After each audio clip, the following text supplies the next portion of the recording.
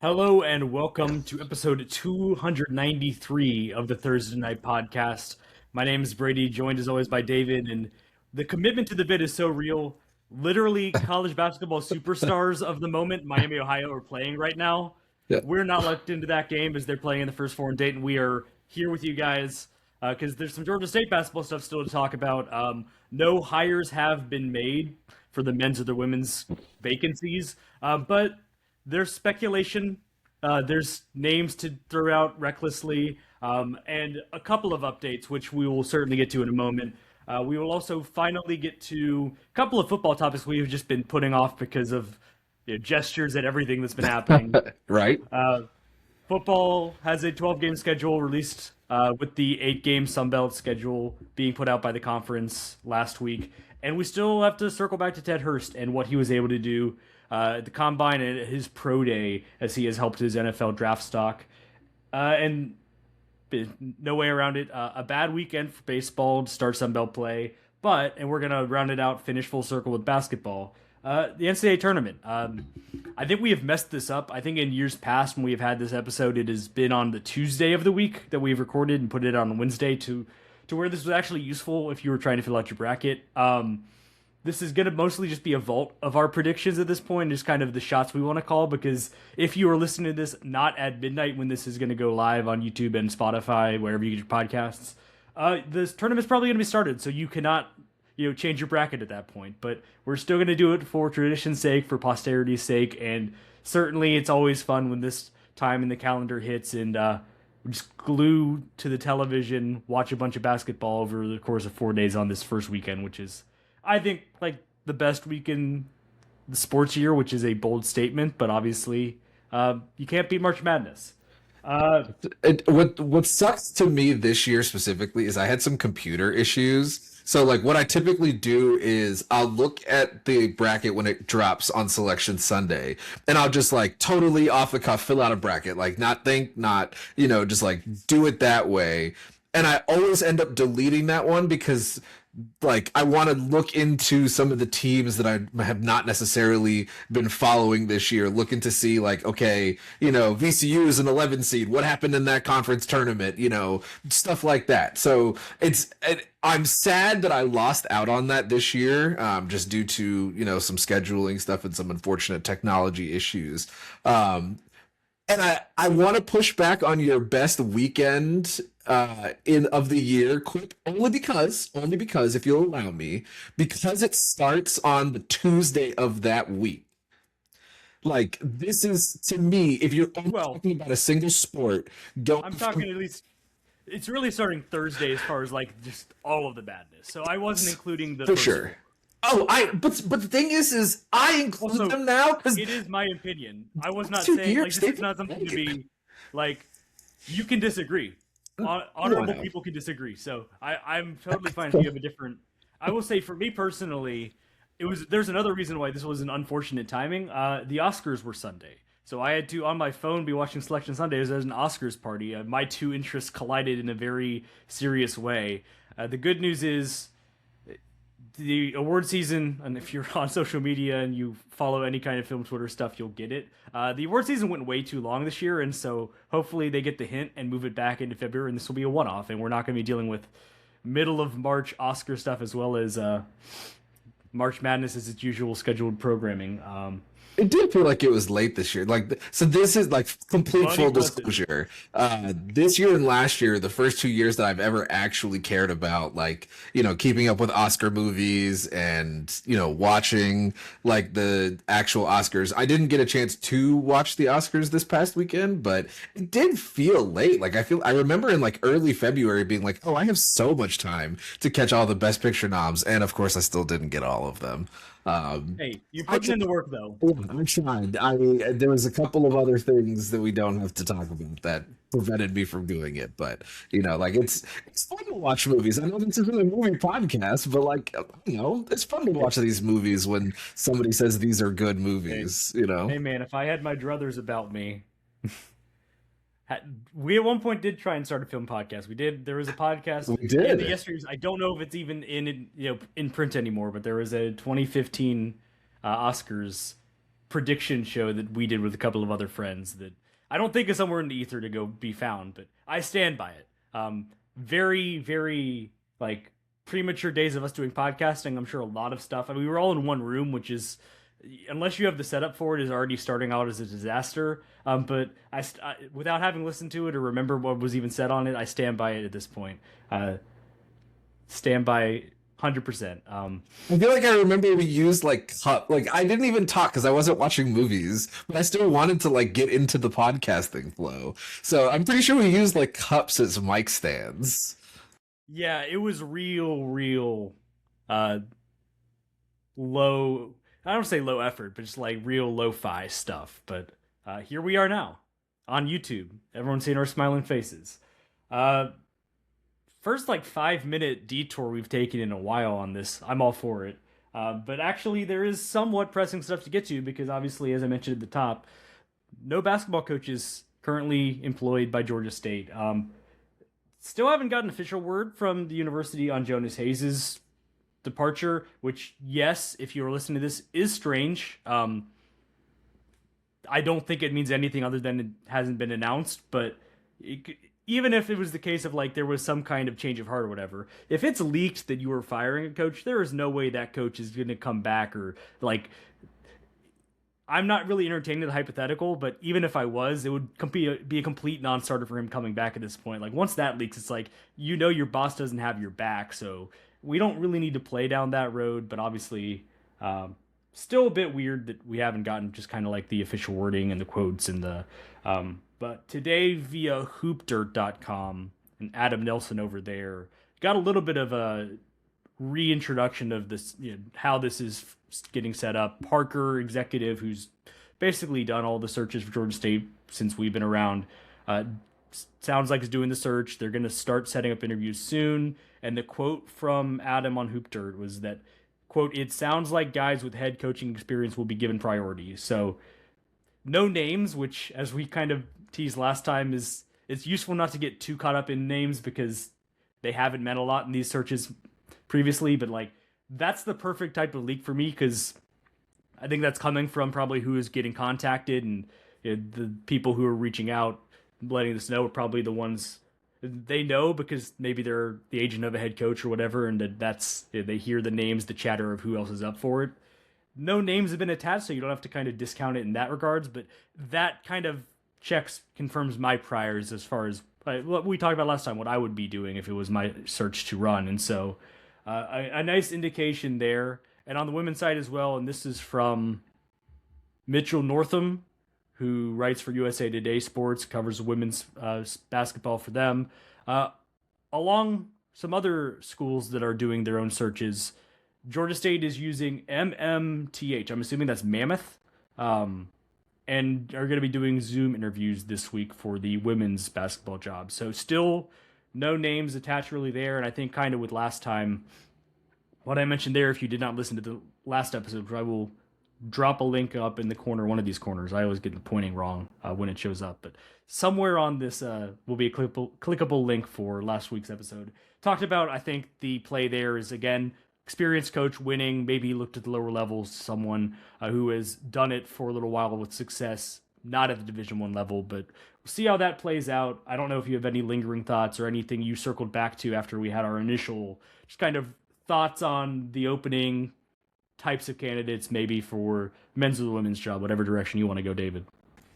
Yeah, I think for the men's job, like we talked about last week and you kind of hit on just now, the head coaching experience really should matter. And I don't even know, I hate to put you on the spot, but I don't even, this isn't even a leak specifically or anything like that. But I can't get Kennesaw State's coach out of my head as a really good candidate. And I know that there would be so much that would be, it would be a tall ask, you know, to poach a guy who has done really good stuff, you know, once they're in the tournament right now, you know, and it would just work so well. And I hate that that's the name that I've stuck onto since like you were just off the air throwing names at me last week. The name is just, it's stuck with me because It kind of does work. He's got the southern connection, southern as in the South. He's been at Kennesaw State for 3 years. That's obviously an in school, an in-state school. They've done a very good job building in, CUSA. I don't know, man. Like there are a lot of boxes that check the kind of old guard that Georgia State would be looking for. I just don't know that this is the actual type of move that Georgia State is trying to make now. Yeah, I mean, that is the messy name. That is I guess, Antoine Petway, Kennesaw State head coach. I guess, I don't know if the algorithm, like, I know people, like, say words in the algorithm to, like, get view counts. I don't know if, like, he's got the same carry as, like, Travis Hunter and NFL Draft Talk or whatever, Deion Sanders when he was at his prime. So I've looked into this a little bit just because I think technically Georgia State could give him a raise, and so whenever you have to consider a sitting head coach leaving for another job, that has to be part of the equation, is that Jonas Hayes was making more than Antoine Petway last year. Now, I think the gap has gotten less as the years have gone on. I think it was maybe, at least according to what public records are, it was like a 100K difference or so this past season. Jonas about 500K, Petway about 400K. So I would question whether it would be enough there for him, and I guess I'd also question why he would move from one school in the sort of sphere of Atlanta to another one.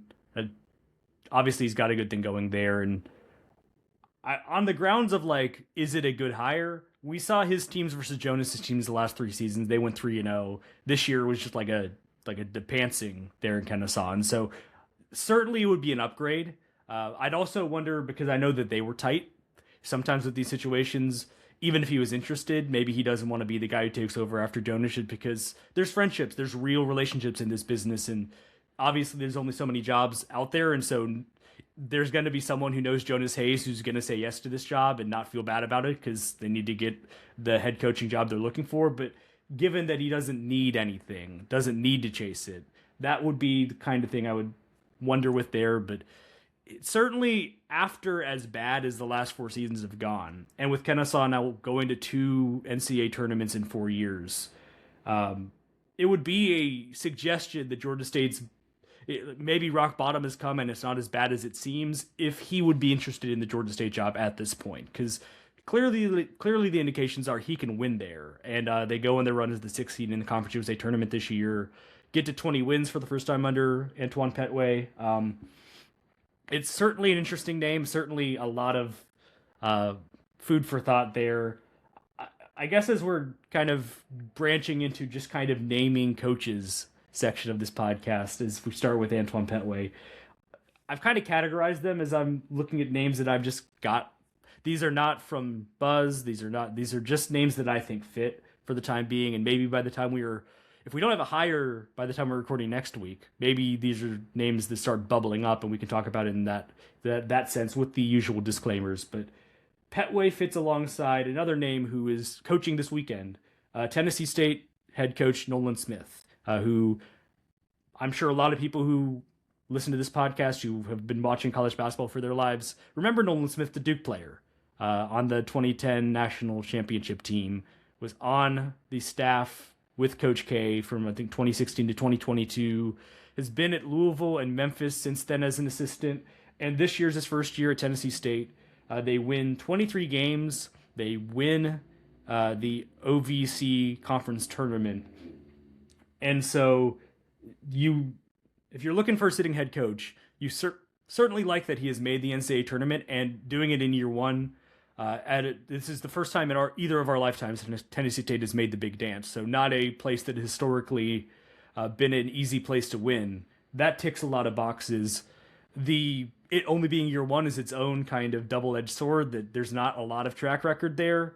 But this is the thing with Nolan Smith that interests me, that kind of gives him an out as far as there's not a lot there, is I have to do a little bit of research and digging on this, but I had seen somewhere that Tennessee State has not been opted into the House settlement, not involved in the rev share. And so if he's winning 23 games, putting together a roster that can make the NCAA tournament in any Division I conference, and is not playing at the same kind of level playing field, even such as it is at the mid-major level, low major level, not being able to put a roster together in the traditional sense that has become where you're kind of paying for it, that certainly catches your eye. And he's got the pedigree, having been a player for Duke, he's been on power conferences staffs, but now has had the experience and gone and done it at a low major in Tennessee State and had success doing it. So those kind of neatly grouped together as far as like coaches that are still coaching. And theoretically, if they are going to be the head coaches somewhere other than their current schools, that news would not come until they are done playing this season. You know, it feels like Scott Cross, a lot of the buzz is Scott Cross, Troy's coach, probably going to be the next head coach at Georgia Tech. But no one's going to put that out there. His people are certainly going to keep a hold on that until Troy is done playing for the same reason. It's like, you don't want to mess up the current thing you got rolling. And so if they're getting hired somewhere, it could be kind of like the Ron Hunter special when he took the Tulane job, where one of the national guys puts out a tweet at like the under 16 timeout that's like, Nolan Smith's going so-and-so. And that might be Georgia State. There's certainly a fit there, and there's a certain high-profile nature to it, even though it's a guy coming from Tennessee State who's only been a coach for 1 year, just because of his background. That it certainly makes a lot of sense with its caveats, but there's always going to be caveats with any. All of these are going to have pros and cons, so it's just kind of about the pick you land on is the person making the hire. And I don't think head coach experience, like when Coach Hayes got here, his head coach experience was what, the NIT tournament in like 2022. Like that's not the same head coach experience as like I have a full year. You know what I mean? So that doesn't bother me nearly as much as I think it would bother other people. So, couple interesting ones there. The other branch that I know I talked about last time, the not currently employed anymore. I mentioned a couple last time. I know I mentioned Kim English, who was at Providence, who was at George Mason before that, and on Tennessee's staff, taking over for Rob Lanier when he took this job back in 2019. Wes Miller was at Cincinnati and was at UNC Greensboro before that. Sounds like he might be in play at Charlotte. Obviously, if there's stuff out there for some of these coaches and at other schools and there's like tangible names, I might be more tended to believe those ones that are out there if their names are cropping up other places, because it's not the case that every athletic department does not leak stuff. And you know, as we're following that one, he has the previous connection to the state of Carolina. He played for UNC, obviously coached at Greensboro, so that makes a lot of sense and might move him off of Georgia State's board if he was even on there to begin with. But I'll throw him in there again. Kevin Keats took NC State to the Final Four. He's not got a job this year since being fired. Was also a title-winning assistant, I want to say, for Villanova on Jay Wright's staff. So a lot of pedigree there. And like any Sun Belt team, any mid-major, getting someone who has been to a Final Four as a head coach, you can't write that off. And so it's a curious name and someone who's probably looking to get back into it after a year off. I know he's been doing studio work for ESPN, so curious about that one. And the other thing there is he was successful at UNC Wilmington. So he took them to the tournament before he took the NC State job. Didn't have that much success outside the Final Four run for NC State, but I think there's a certain, when you're taking fired coaches from power conference level, sometimes it has the feel, especially in football, of you're just hiring this guy because of where he was at and he was a power conference guy. And I would hire someone like Kevin Keats for what he did at Wilmington and not so much what he did at NC State, although that is certainly a plus, and he's got a lot of, people know who he is in the sport, and that helps, and that's the profile he's gotten from going to NC State certainly helps. But I'm not making a case of hire the guy who just got fired at NC State. It's more like, remember that guy who won, I think, 27 games at Wilmington? That's what you're looking for in your next guy at Georgia State. I mean, also, just because you failed, quote unquote, at the high major schools, that doesn't mean that you were a bad coach there. Sometimes, like, I don't want to sit here to disparage the mid majors or anything, but like sometimes there are some really good players in the big league. Like that also happens. Like those guys, obviously, you are also very good, very talented, very capable. So just because it didn't work out at your one spot does not mean that you don't have, the juice to coach. And this is a good example of where, some of the younger experience that a specific coach would have would lead you to be more inclined to hire them then they're obviously their high major upside. But to me, that's a non-starter. It's not anything that I would care about specifically. And kind of the last one in this camp that I'm just wondering about, just recently let go at Kansas State, Jerome Tang was a longtime assistant on Scott Drew's staff at Baylor. This is the one where all he has is the power conference experience, and he, in his first season, took K-State to the Elite Eight with Marquise Noel, former Little Rock guard, so there's always a Fun Belt connection. And it's been kind of on a downward trajectory since then, and obviously he's let go this season. He doesn't have the mid-major success to fall back on before his time at K-State. His first gig that he got as a head coach was at the power conference level.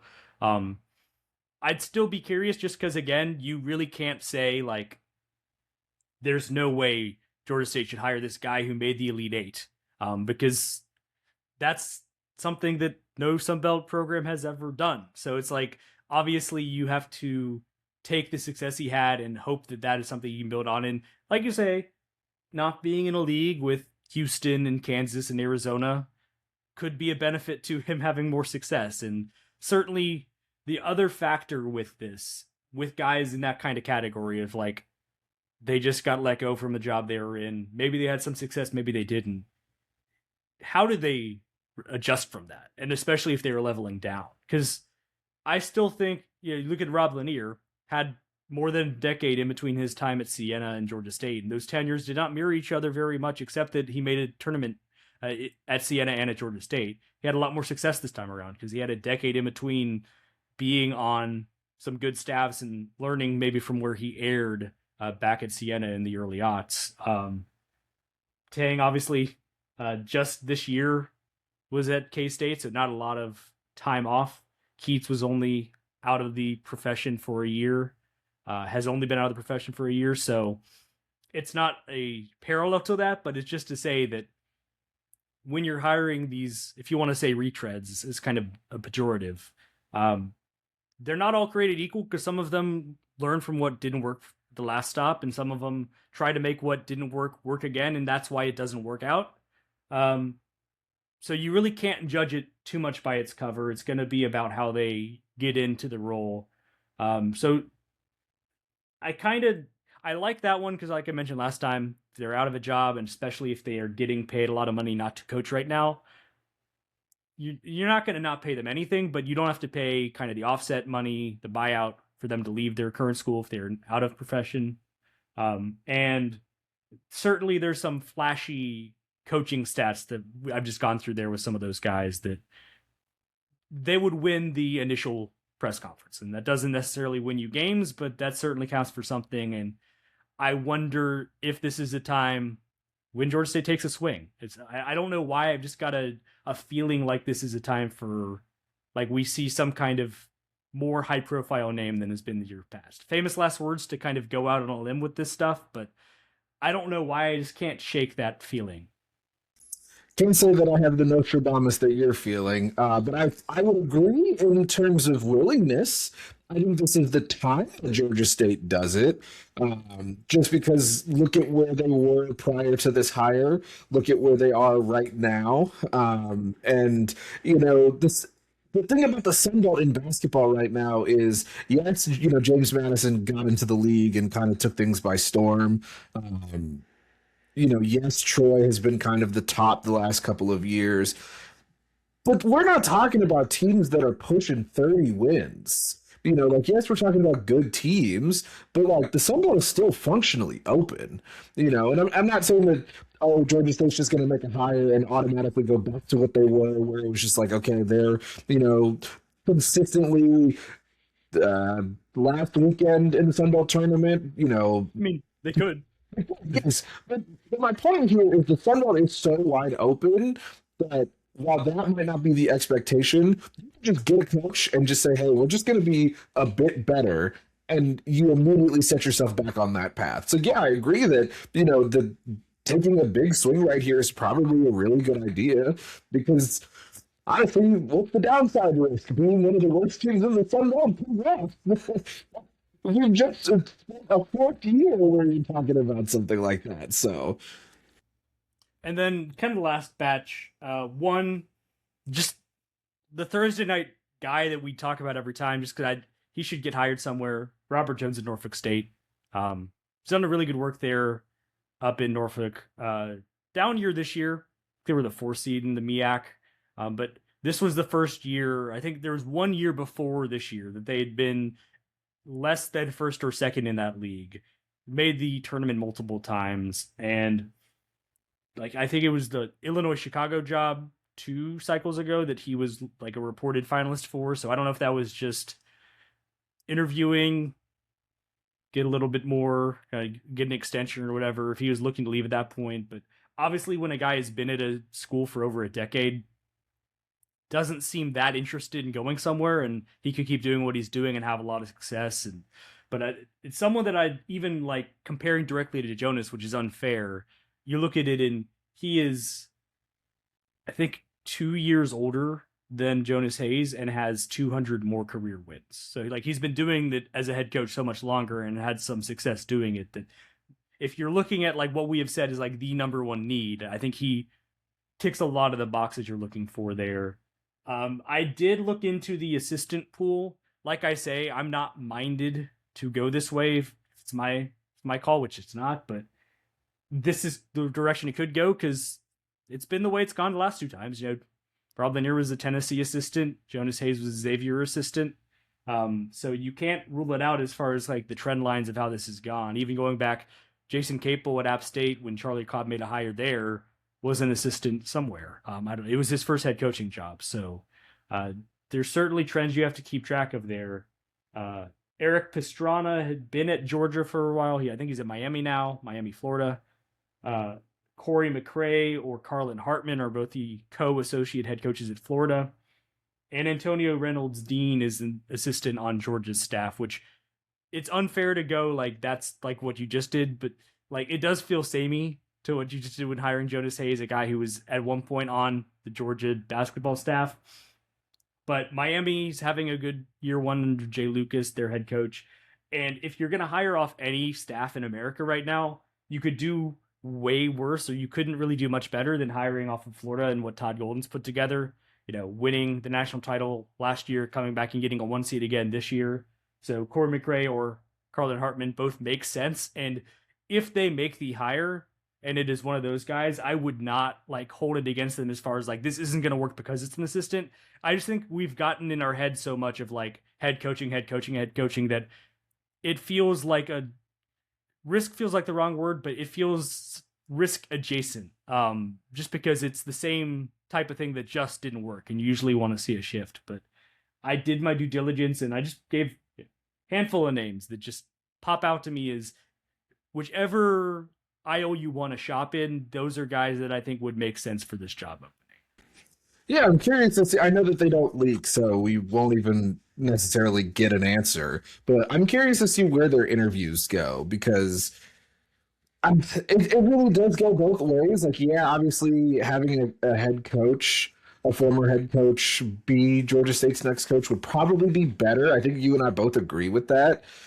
But just because an assistant is hired doesn't mean that it's a bad hire, simply because you can have an assistant who is a better coach. And I know that sounds so overly simplistic, so forgive me. But well, it's like we are like, I think a lot of places are finding, like you're talking about like the new Kurt Signetti is what everyone's searching for is in football, is like the new market inefficiency, whichever way that makes sense.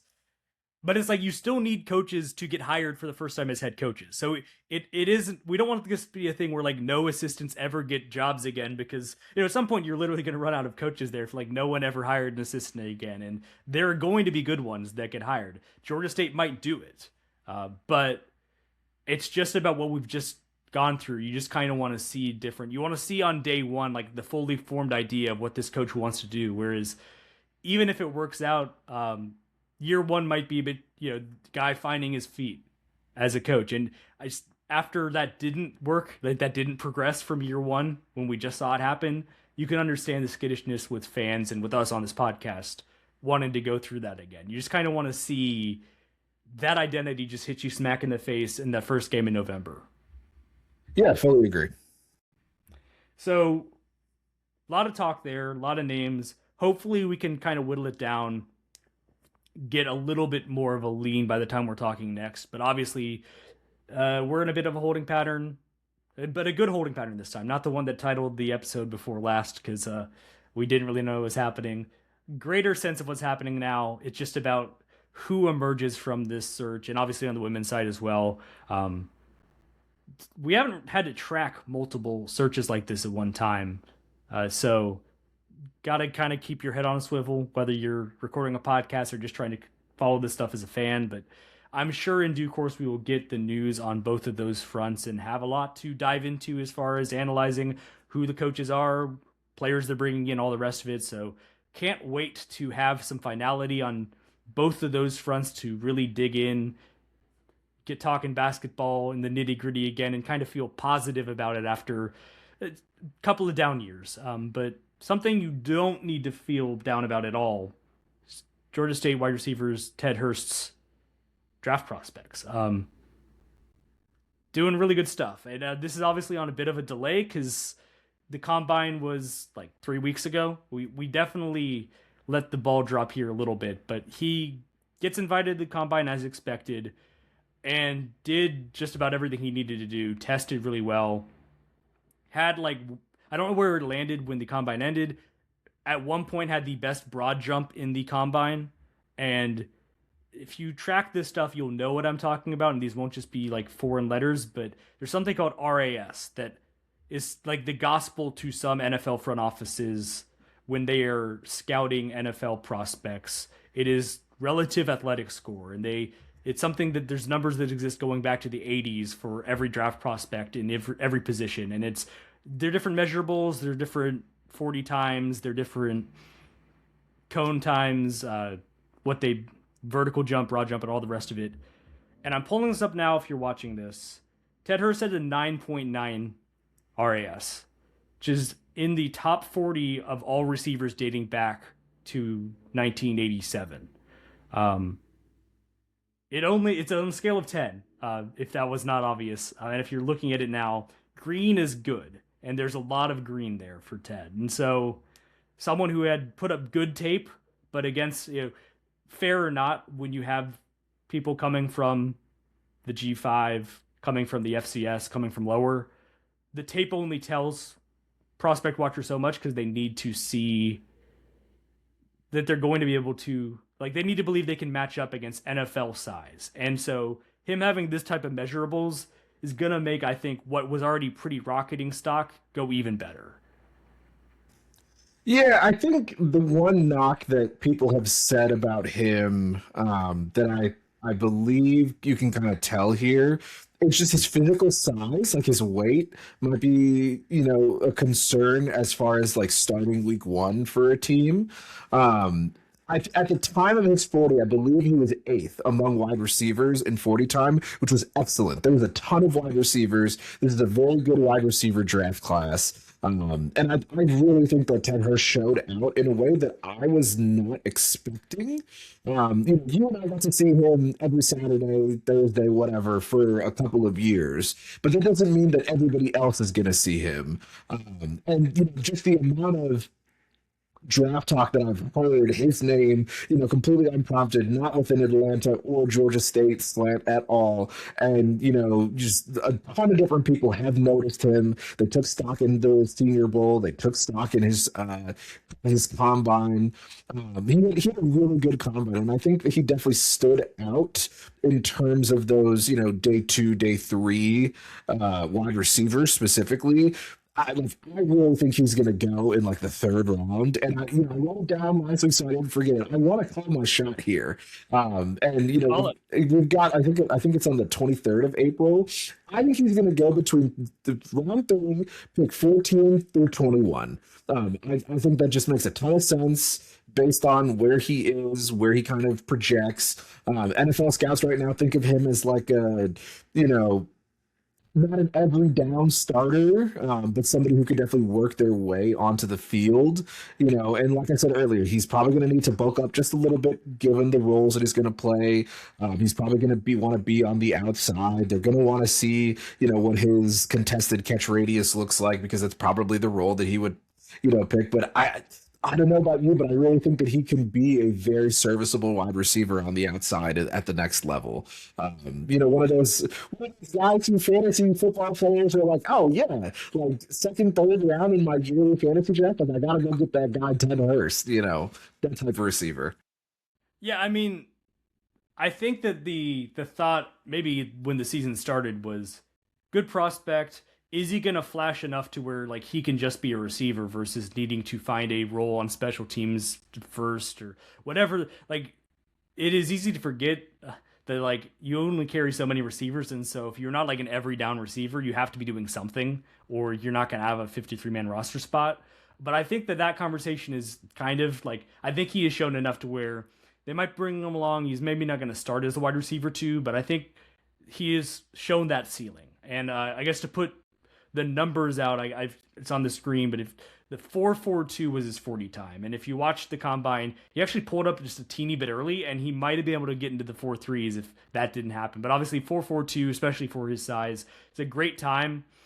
He had his pro day a week ago. As recording this podcast on March 11th. He did not run again. He did routes, but he did not test again. Stood by his combine numbers, which I think is totally fair. The numbers he put up at the combine serve as what he needed them to be. Also did not do a 3-cone or a short shuttle. So it's kind of thing you do, especially as a smaller school guy. Whatever you feel about that, but Jordan, it's just a way to delineate between power conferences. Yeah, I know what you mean. I know people bristle with that. I know that our friend of the pod, Ben Moore, had an issue with people calling Georgia State a small school, but I understand what people are saying when they say that in this very, very thin window when we talk about an NFL draft. But he did what he needed to do at the combine and didn't need to test again to show them what his measurables are and all the rest of it. So yeah, it feels like you can't always predict when the runs come on certain positions in the draft. So I might not be as bold as you as far as like pinning it down to chapter and verse when it's going to happen, but I think he's going to go in the top 100. And that is obviously that would be the best that Georgia State's ever had in a draft prospect, and by some measure.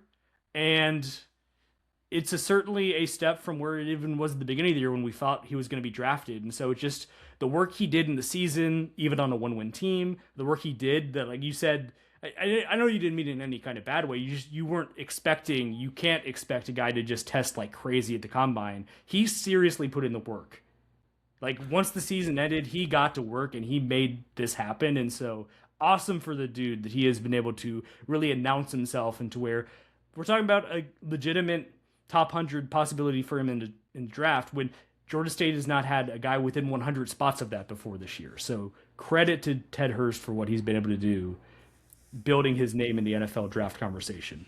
Absolutely. I mean, I think coming into the year, not to put him down, but I think like best case scenario, it seemed like, okay, this guy could be, a fifth, sixth rounder, definitely needs to start on special teams, definitely needs, might be a practice squad guy, like definitely still a professional, he absolutely has that talent. And, there's at least some pedigree there with some of his games, but you're absolutely correct. Like going into this year, throughout the year, after this season, he's done so much work to get to where he is. I think if you took away the school, it's a little hard to do that because the production definitely matches the school. But if you took away the school and added 3 inches of height or something like that, people will be talking about him as like a top 15 pick based on these measurables. He's 6'6". That's a tight end. I mean, fair, but a tight end at 208, come on, that's a burner. Yeah, I mean, the tight end. I don't know if Kyle Pitts is 6'6", but he went in the top 5, so. Exactly. Certainly something to keep watching. The chatter will get more and more. We mock drafts every day of the week and twice on Sunday, as we're now just outside a month of the actual day itself. But Georgia State fans, if you're listening to this, if you've been watching this story and you want to see its end, don't make plans on day 2 of the NFL draft. Because I think pretty safely at this point, it feels like that's when Ted's range is going to be. He's going to go in like the second and third round, maybe the fourth, but even that would still be a victory. Really good stuff for him. Started with him because it was frankly, we needed to get to that, and I think it's a good conversation to have.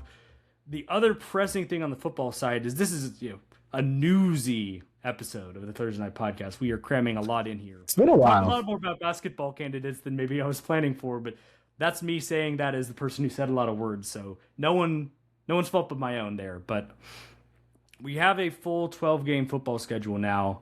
The first 4 we already knew because there's the non-conference already been set up. I like the schedule. I think when I saw it initially, I was waiting for that. Like every year when we get the schedule, there's always that, oh, there's that bad stretch of road games. Oh, there's that, I don't know about this. I don't know about that. I think this is a perfectly fine schedule for Georgia State. With the usual, hey, you're in the Sun Belt East, this is going to be difficult. Yes, they go on the road to James Madison. Yes, after that, they go on the road to Arkansas State, which I know just because Georgia State is allergic to playing normal football games against Arkansas State. And this is a road App State year. But, the way that the schedule works out, it really just feels like a fine schedule. I think this is probably the best way that they could spread out the quote-unquote difficulty in the schedule. To me, you open at Old Dominion, then you have that trip to James Madison. You've got the Coastal right before App State, Coastal being at home. I don't know, I feel like the schedule is just kind of very neat for Georgia State to at least get back to being a bowl-eligible team. Yeah, the specifics are going to have to wait until what the team looks like, all the players coming in. It's not a schedule that is setting you up to fail. So that's at least a good starting point. I'll run through it real quick as I have it pulled up now. The opener against FCS North Carolina A&T, you already knew about on September 5th. Then you go to Kennesaw September 12th. You go to UCF on September 19th. And then you host the Mountain West Northern Illinois Huskies. Easy for me to say, even though none of that was hard to say. I don't know what happened there. September 26th to finish out non-con. And then Sunbelt play comes October 3rd. You're at home against Old Dominion in your conference opener. That game's either the beginning of October or the end of November, and there's just no in-betweens with the Monarchs. It's just every time it's like that. The sole bye on the schedule, which was a change from last year, is that next weekend. And then they head to James Madison on October 17th. They head to Arkansas State the following weekend on October 24th. And then on Halloween, they're at home against Coastal Carolina. Probably hoping it goes better than the last time you played Coastal Carolina at home on Halloween. That game was a disaster.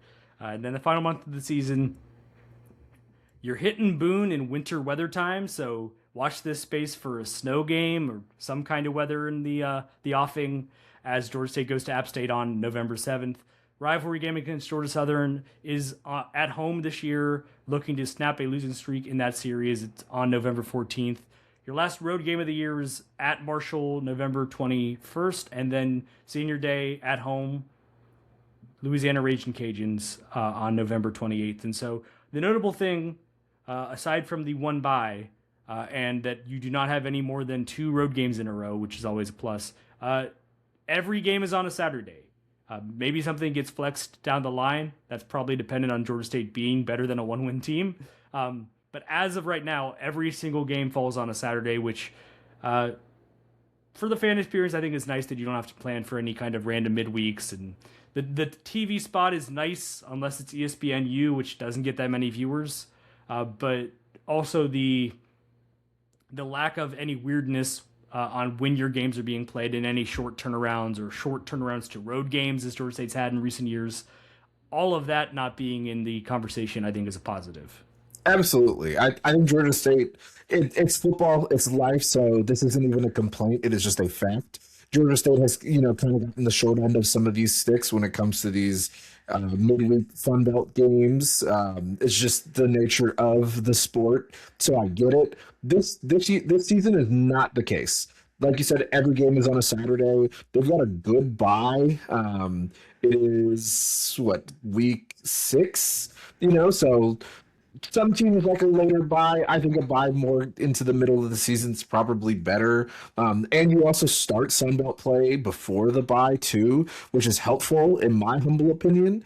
And a buy the week before James Madison is never a bad thing. So yeah, like I said earlier, I really like the schedule. I don't think the schedule is as murderous at first glance as it has been on schedule release day for Georgia State in the past, but they still got to have good players. They still have to go out and actually win some of these games. I'm not going to sit here and say that the schedule is good, so they're just going to automatically win now. No, that's not what this is.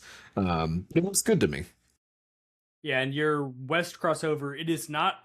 We thought it might stick to the formula of like the Louisiana Tech would just fill the spot of Texas State, and so whoever they were going to play based on who they played 4 years before. It's at Arkansas State versus Louisiana. Two teams that made a bowl last year. So in that sense, not the best draw, but maybe not like the heavy hitters of that side of the league. So I don't know. It's kind of hard to judge those things because we really weren't sure that Troy was going to be all that good, and they ended up winning the Sun Belt West last year. And so you looked at that road trip last year as maybe an opportunity for a win late in the year. And turns out it was a close game, close enough. But no, that was a good Troy team that went to JMU in the Sun Belt title game. So it is really, especially in this day and age, way too early to judge those type of things. Unless it's like the team in the West who got James Madison. And like, yeah, you probably are going to lose that game because JMU been winning a lot of football games since they joined the league. So a couple of them, maybe you can judge a little bit. But nothing that jumps out is particularly awful with this schedule. And like we've talked about as we've known about the out-of-conference games for a little while, that part of it's not crazy daunting either. You play 2 road games. One of them's at a power conference team in UCF that even if you chalk that one away as a loss, the expected loss, the other 3 are gettable. Even with Kennesaw winning 10 games and all the rest of it last year, like it's a new season. They lost some of their better players and they're going to be in a spot where like the talent discrepancy is not going to be large. It's going to be about this being a better team than Georgia State was in 2025 more than anything else. And if they're able to do that, I think they can be on the level with Kennesaw and on the field battle with them. And the same goes with IU, who had a not as bad of a down year as Georgia State did, but they didn't go knock off Notre Dame this past season, and their coach left for a NFL position coach job with the Seahawks. Maybe not a great sign for the sport when you have sitting head coaches in college football fleeing for the NFL for not even a coordinator position. You've had some position coaches and coordinators in the college ranks leaving for similar jobs. Like it feels like it's pretty hot right now to not want to deal with a lot of what's going on in the college version of the sport right now. And so if an NFL team offers you a job and all you have to worry about is the football, there's a lot of people taking that offer up right now. And certainly nothing to see here. Please disperse, as it's a pretty unregulated environment that is making coaches' jobs more miserable and more miserable. But that aside, gettable home game here. That's an NIU problem, and they're coming here at the end of September. And like right now, even if you lose to Kennesaw at the road, even if you lose to Central Florida, it feels like if you get those 2 other home games, you beat the FCS, you beat NIU, heading into conference play at least 2-2. Certainly, you'd already be better than last year's win total, and it would feel like at least the passable grade for what this non-conference could be. And so that'll set you up for what we think is at least a doable conference slate. Nothing that is totally scary, totally unmanageable as we look at this now in the middle of March. Yeah, at some point, Georgia State is going to have to win some of these conference games, and I know that nobody needs to go back to our podcast vault and have us couch the hire and all that. So, but yeah, I think this is going to be a solid schedule. I don't think I see anything that actively concerns me here on March 18th. It's just about whether it's a solid Georgia State football team. And those answers will come as spring ball is not that far away, and certainly as we get into the fall and the full flow of the season. And we'll see in reality what these games look like when they happen starting early September. We've been running a little bit long, but I'm not going to go short on baseball because of that. I'm going to go short on baseball because, frankly, just a disappointing weekend. There's not a lot to drag out with this. So they go to Marshall for the Sun Belt opener. They get swept. They lose 5-2. They lose 4-2.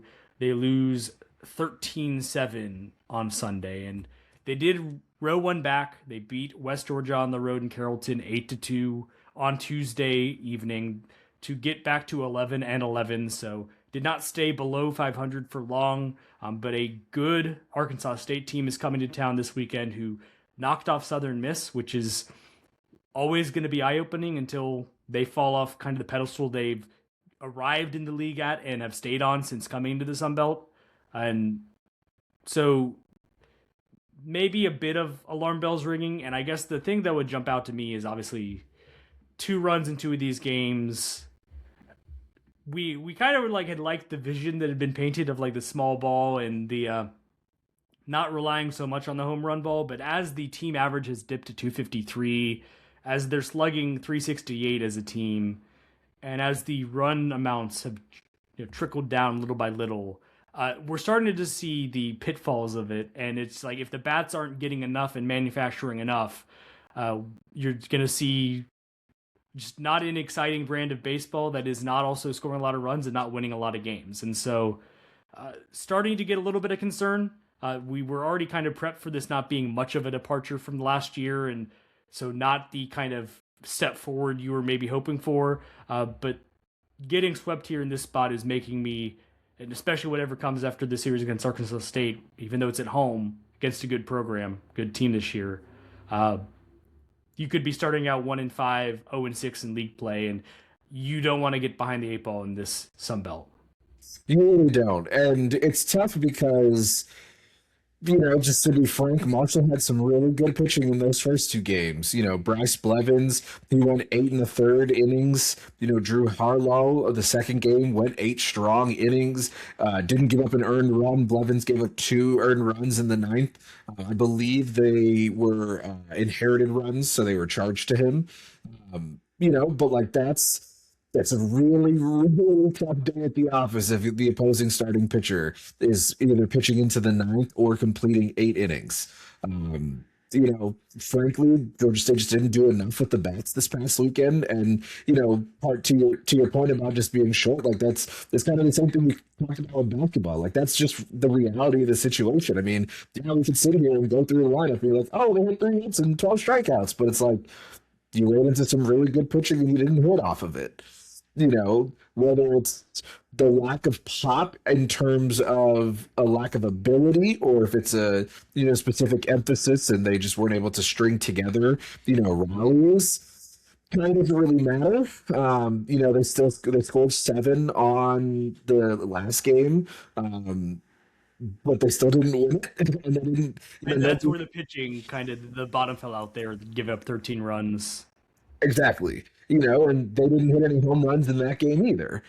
So yes, obviously it's tough to string together rallies sometimes, but you kind of got to pick your battles, as we've talked about over the years. When the pitching is bad, you need the lineup to pick you up, and when the pitching is good, the lineup doesn't have to be nearly as impactful, but they just are not there yet right now. And it sucks because it's not like you said, the Sun Belt, you can be behind the 8 ball so quick in Sun Belt baseball. We've seen the same thing happen with this Georgia State team over the last couple of years, where there's some solid momentum leaving non-con, the bulk of non-con. You have that one Sun Belt series loss, 1 of 2 or whatever, and then it's just an avalanche from there. Yeah, on the pitching side, it was a bit of a shakeup. Not exactly what I had kind of portended. Brian Kroom starts on Friday, and he takes the loss. He gives up 5 runs, but been pretty reliable, and obviously Stromdahl trusting him to move up into the Friday spot. So you hope it's a bit of a one-off, and he can give you a better outing in future. But he moves up to Friday, Jake Hembry moves up to Saturday, goes 3 innings, 1 run, 4 walks, 4 Ks. Just not a. This is where I'm wondering if this is the strategy. Tyson Benford, who had been on Friday's starter, goes 5 innings in relief, takes the loss, gives up 2 runs in 5 innings. Both of them, their ERA still in the 3s, as is Brian Crooms. He's got a 3.75. Benford's at 3.32. Hembry's at 3.15. So those are still, even after not the start you want from Crooms. And Saturday was really the day where the pitching gave you everything you needed, and just bats really couldn't manufacture anything to get you a win in that one. But those outings were fine. And then Cole Roberts takes the ball on Sunday. He gives up 6 runs. Not what you want in 4 innings, but he moves up to the weekend for the first time. And so maybe where I thought Roberts was going to be the kind of that swing guy, maybe it's going to be Benford, which I guess you've got the interchangeable parts, and I think you've got some options there. And so even though it got away from them in a pretty major way in the Sunday game, I still feel like this pitching can at least get them to where they're in the middle of the pack. Like, you've got 4, 5, 6 guys that I feel like you can really trust on a nightly basis or just over the course of a weekend. And you just need the bats to give you anything more on a consistent basis and just raise the bar back to where you were seeing earlier in the year. And it's easy to say that, and maybe not as hard in reality because you're playing harder teams now than you were at that point, but that's just kind of the facts of life right now. It's like 2 of the games this weekend, you scored 5 runs. You're at least forcing extra innings or you're winning the game in 9. And you weren't able to do it in those games. That you need to make work. Especially in this league, some of the lineups you're going to face. If your pitching staff can give you to where a 5-4 will win you the game or 6-5 will win you the game, that's got to be enough because you're not going to be able to count on holding. It is too much to expect just like shutouts night in, night out. I don't know what the USC team ERA is. They have some ridiculous ERA even at this point in the season. Like you're not doing that every night.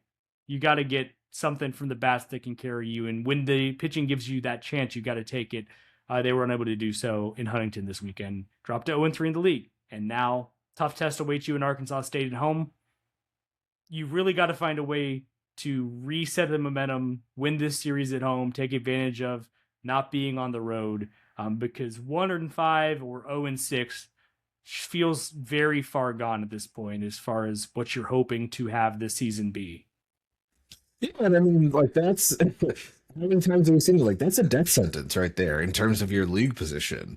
Climbing out of a 1-5, 0-6 hole in this Sun Belt baseball conference, that's just not happening.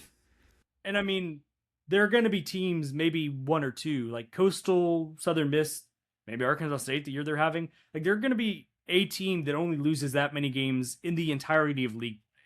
There's somebody that's going to go 25-5 or thereabouts. So if you're already kind of behind it in that sense, and then the teams that are going to be jockeying behind there, you're going to need to be in the winning record kind of territory no matter what. But certainly you're going to want to be more in like the 20-10 range to fight your way near the top of the league. If you're already starting out with 5 losses in your first 6 games, your margin for error is out the window behind you, shattered, nowhere to be seen. So you gotta find your way of getting as few losses as possible over the next couple of weeks, because a sweep really can be that big of a factor in the way your season goes. And you already burned that one. You can't do it again. Well, if you stuck around and you know what March is and what this year in the calendar, this month in the calendar is, we're saving the best for last. Only positive vibes here, because March Madness always delivers in one sense or another, and we always spend some time at the end of the episode on the week preceding the tournament to just kind of give our general thoughts. We usually give our Final Fours and winter picks. I don't know if we have vamped enough for David to be able to give any kind of that semblance. I know he was going through for the first time earlier, but I can keep vamping for now.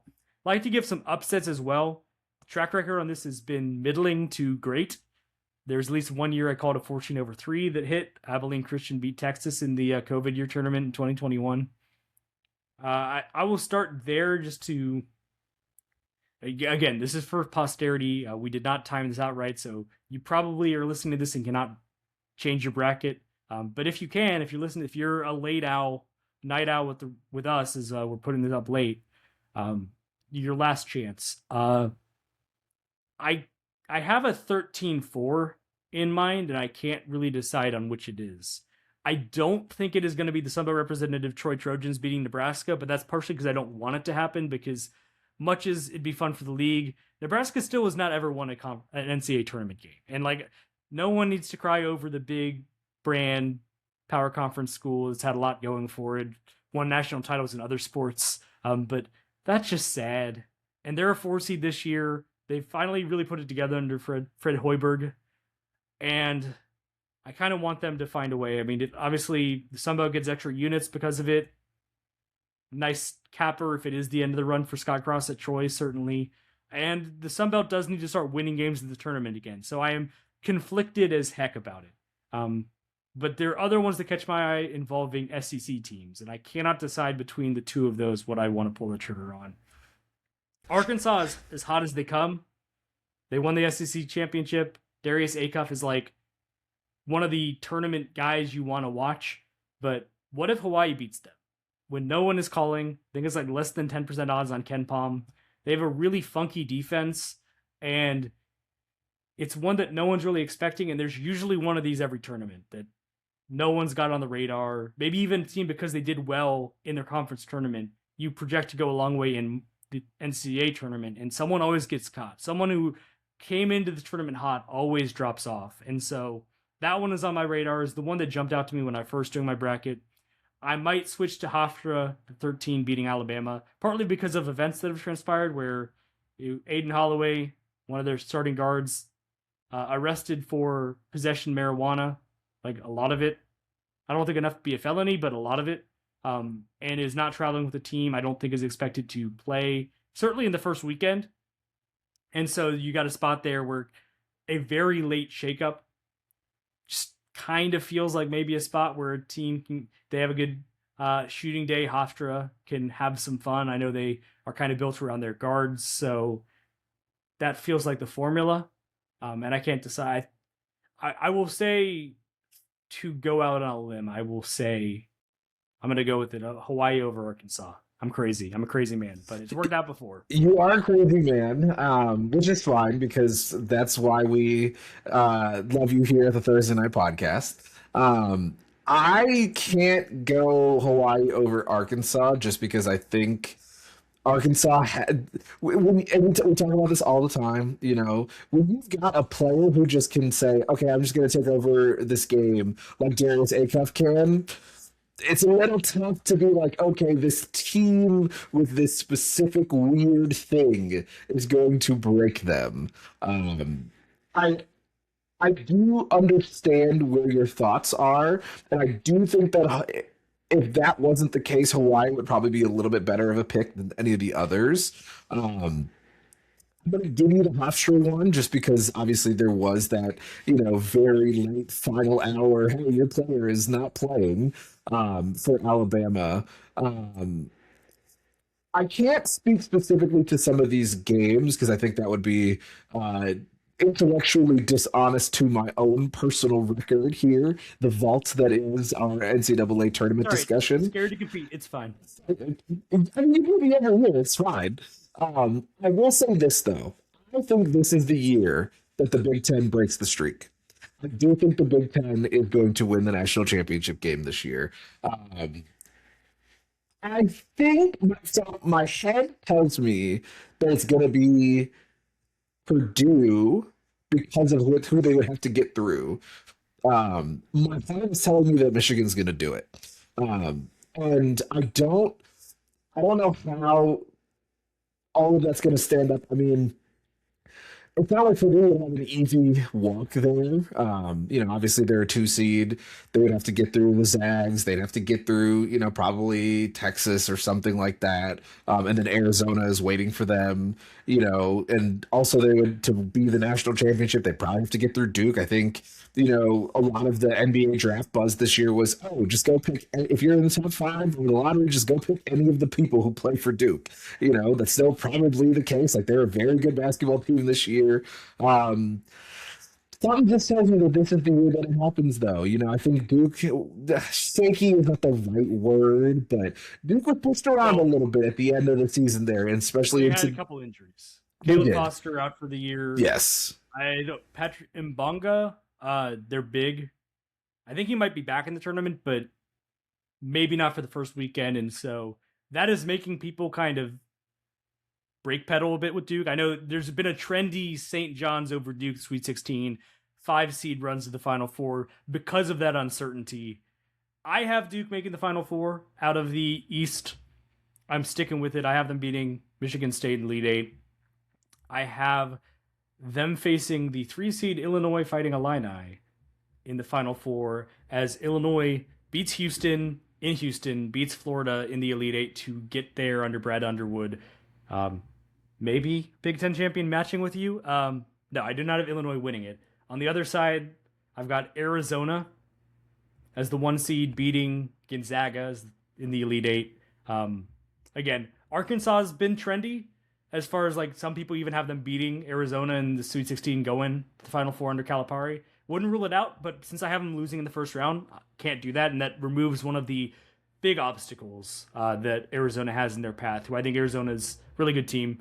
But they will not make the national title because they will lose in the Final Four to my third 1 seed I have going to the Final Four, Michigan, who just kind of looking at it, Michigan has a pretty nice setup.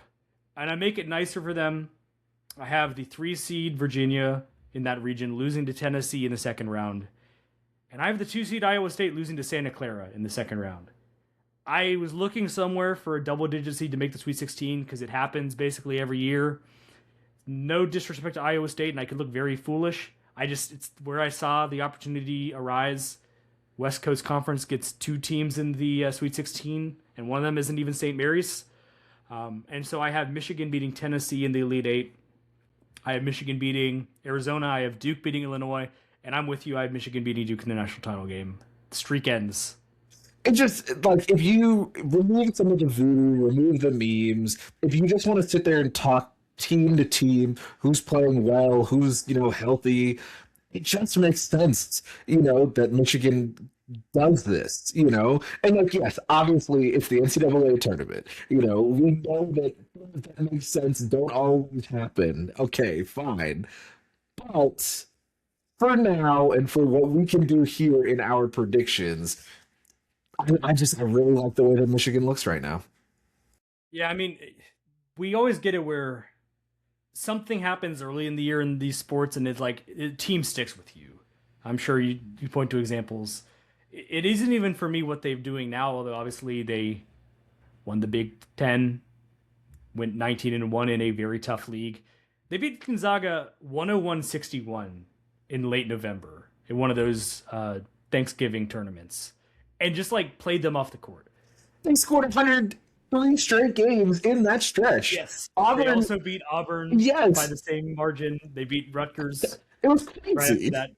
They just couldn't stop scoring 100. And it was like this team feels like a head above everyone else at that moment in time. I know at that point from that Gonzaga game, they jumped to the number 1 spot on KenPom's ratings. They currently sit at number 3. They did lose to Purdue in the semifinals of the Big Ten Conference Tournament, so they're coming in off a loss, and that dropped them down a bit. Final, so it was fine. Duke's been surging. They lost to Duke, so it would be a rematch. They played them in a non-conference game in late February, so that if it happened the way I have it up, and sounds like maybe you have it up, it would be a rematch in the title game, and Michigan could get revenge there, and it has been almost the entirety of this century that clearly one of the best leagues in the sport just hasn't lined up for them at any moment. They've had some good coaches, some good teams in that time. It just feels weird that it's lasted this long, and honestly, it feels weird it's Michigan, but you let them hire Dusty May, who is one of the high-rising coaches in the sport. Probably helps for him. He's been here before with Florida Atlantic when they went on that run as the 9 seed a couple years back. So he'd be coming into this with a really good team with some experience in March and making it all the way, knowing how to get a team to get to this spot. And obviously, if it's another Final Four where John Shire loses a game, the Inquisition will go on, as there's like angst that it's been so long that Duke hasn't won a title. It feels weird picking 3-1 seeds. Has it really been that long for Duke? What was the last one? Well, he hasn't won one. I mean, no, that much I know. But on. Didn't they win? 2015. 2015? I think it was 2018. Yeah, okay. It's but like I'll give you that. That's fine.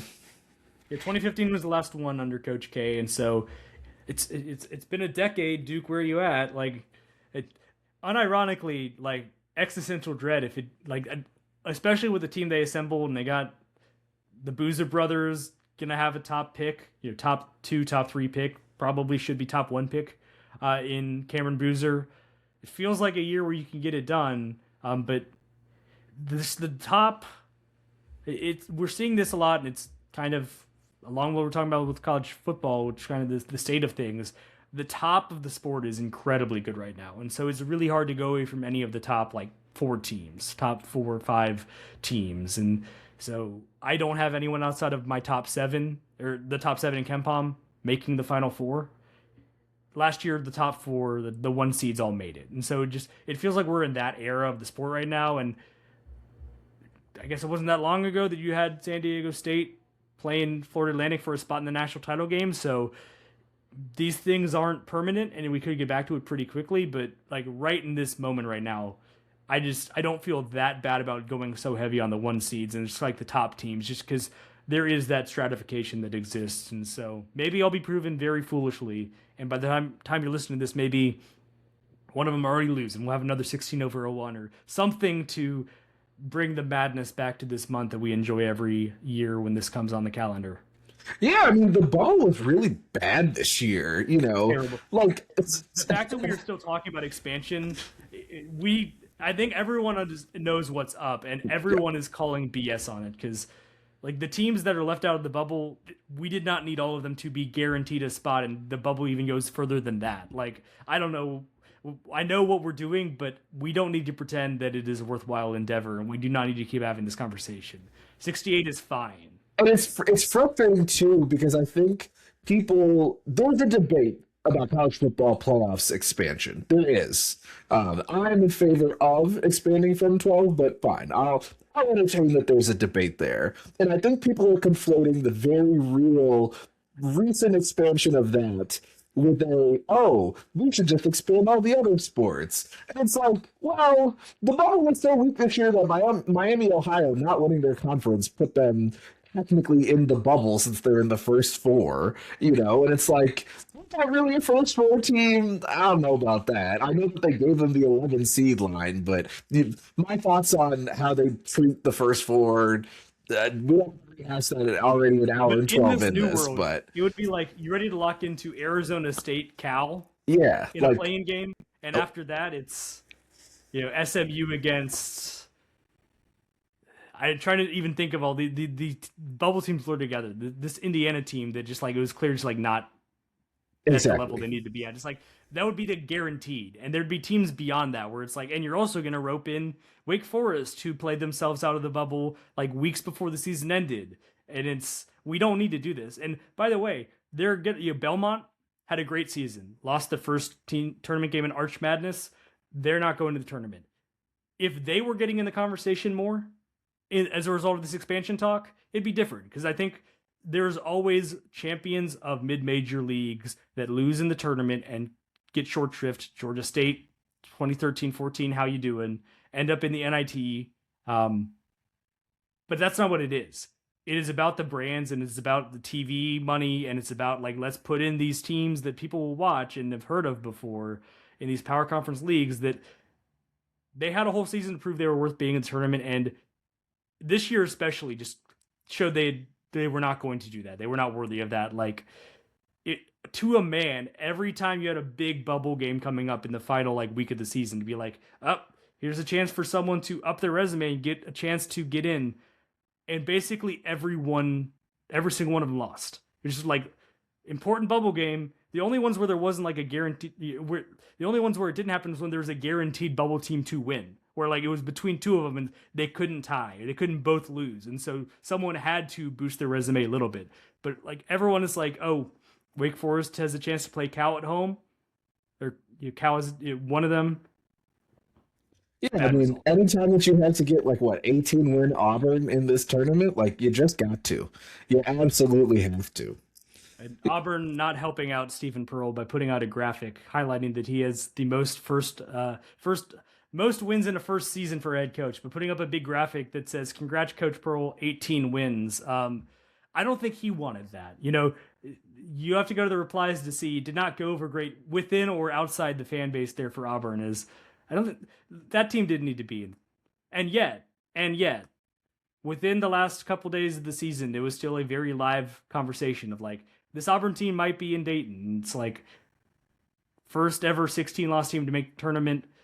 And it's a big SEC brand, like kind of the way direction of travel is with the sport right now. But yeah, and I mean, we'll punish a Belmont team that lost by 21 in the quarterfinal, which, yeah, that's not good, especially to a team that was under 500 in Drake. That wasn't a good result. I'm not going to sit here and tell you that it was, but we would much rather punish those teams than try to actually get them into the tournament instead of the. I know Auburn didn't end up getting into the tournament. Wake Forest didn't either. But it's like there's always those conversations with schools like that. And it's so frustrating because there are good teams that end up going to the NIT. And you and I still like the NIT. We pay attention to those things. But the vast majority of people don't pay attention to the NIT. So, if you're going to sit there and say that it's a less prestigious tournament for whatever reason, it's frustrating that we see teams, either decline that invitation or have to go to that invitation just because the NCAA tournament isn't going to respect them for some brand or whatever. It's stupid. Yeah, but thankfully we're going to forget about all that because the bubble is gone for now. At least for now, they've put a pin in. They keep putting a pin in tournament expansion talk. Every year they get to the end of the season, it's yeah, we're not going to do it yet. And I hope it's the thing where they are just going to keep putting it off and never actually do it, and not waiting for the opportune time. But I'm personally just going to turn on my multi-view YouTube TV, lock in on a lot of basketball the next few days. Really excited, and be monitoring all the chatter, all the hubbub, whatever is going on the Georgia State coaching front. And I am not a soothsayer. I do not have the answers for y'all when news is going to happen, but I promise you, when Georgia State makes hires on the coaching front for either women's or men's basketball, we will have you covered here on the Thursday Night Podcast. Thank you for listening to this episode, and we will catch you next time.